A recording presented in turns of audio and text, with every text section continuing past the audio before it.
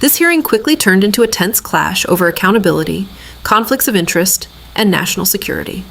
Congressman Hank Johnson presses FBI Director Kash Patel on whether it's appropriate for the nation's top law enforcement official to hold millions of dollars in stock connected to a company tied to China, while the FBI itself warns that China remains America's biggest security threat. Gentleman from Georgia is recognized for 5 minutes. Thank you, Mr. Chairman. Director Patel, thank you for being here today. I want to first talk about the significant role that the FBI plays in combating the national security threats posed by our nation's greatest threat, our nation's greatest security threat, China and the Chinese Communist Party. It's a fact that China is America's most significant national security threat, isn't that correct? I would say so, sir. And you would agree with me that China wants to dominate the United States of America? I think that's largely their plan. And they want to dominate the world, both militarily and economically, isn't that correct? I think so. And sir, you've been FBI director for the last, 8 months? 7 months, yes. 7 months, and during that time, have you held any stock in any companies founded in China? I don't believe so. Well, you do own stock in a company known as Elite Depot, don't you? Which one, sorry? Elite Depot. You own stock. I think that's, I'll have to get back to you. I think it's a law firm and it's a company out of Singapore.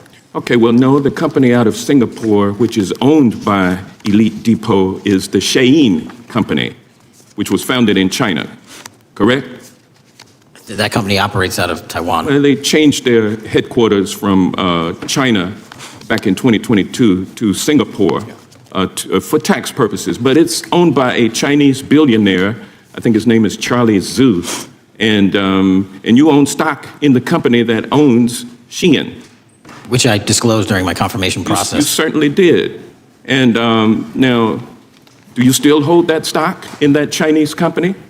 Pursuant to the Department of Justice, who reviewed my material that was submitted during my confirmation process, I was able to hold certain stocks, and they made the decision. You still hold the stocks that you have? You still hold on to these Chinese stocks, these stocks in this Chinese company? I disagree that it's a Chinese company, but I was in the DOJ, when you're appointed, makes a call on what you can and can't possess. Well, now, let me ask you this. Chinese companies steal trademarks.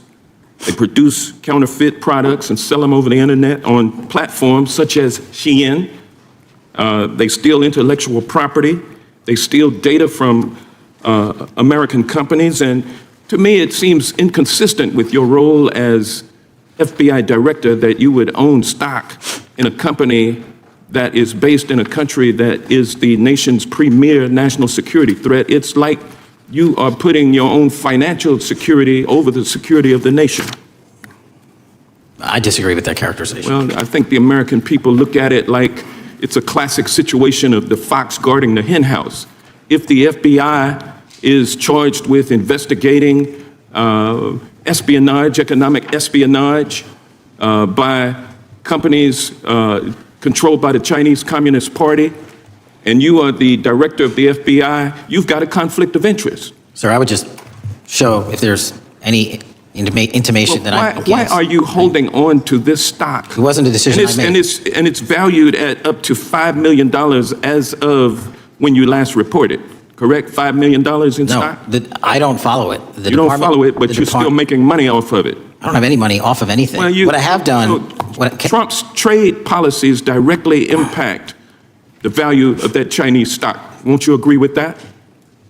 Which trade policy? I'm not a trade expert. Okay, all right. But I want to tell you this. Crazy on me today. Let me ask you this question. Why are you hiding pedophiles? Why are you shielding pedophiles?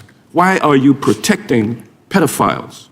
That is maybe the most offensive thing you could say to me, given the numbers. Well, you have not released the Epstein files of pedophiles. You are aware of the Epstein client list that was published in the 18,000. The gentleman has expired. The gentleman yields back. Can you answer the question? Can I just respond? Of course, the gentleman can answer the question. Since I took over the FBI, there has been a 33% increase. Sir, all of that started under Christopher Wray. Your time is done. No, it didn't. The witness gets to answer the question, and then we'll go to our next. FBI director, sir, and you're coming in here trying to take credit for something that a previous director Gentlemen, instituted and largely brought to conclusion. I take I no think it's been credit. clear It's that the offensive. director It's offensive. has numbers are so incorrect much also. better than the previous director. It's Dr. Patel, if you want to answer the question. I take no credit. The men and women of the FBI have seen a 33% increase in the number of counterintelligence arrests out of the And PRC. so all of a sudden, when you coming in 7 months ago, And, Gentlemen's time has Heaven on earth. expired. and on the Sir, the pedophile American public's not gonna accusation, go for that. we have arrested 1,500 child predators in the last 7 months. under More investigations than initiated by anybody the prior Appreciate the directorship. director's good work, and we really appreciate that the time of the gentleman has expired. We now What makes this exchange so striking is that Patel repeatedly avoids giving direct answers. Instead of clearly addressing concerns about conflicts of interest, the conversation spirals into accusations, interruptions, and personal attacks. Johnson argues that Americans deserve to know whether the people trusted to protect the country are financially connected to companies linked to foreign adversaries.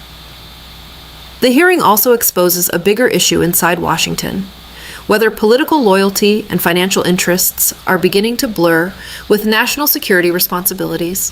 Democrats say oversight matters because trust in institutions depends on transparency, especially when dealing with threats tied to China, espionage, and corporate influence. Then the hearing completely erupts when the topic suddenly shifts to the Epstein files and accusations about protecting predators, creating one of the most chaotic moments of the entire committee session. Instead of calming tensions, the exchange only raises more questions about credibility, accountability, and whether Congress is getting straight answers from Trump administration officials. Watch the full exchange and decide for yourself. Should public officials overseeing national security be allowed to hold financial interests connected to companies tied to America's top adversaries? And did Patel actually answer the questions he was asked?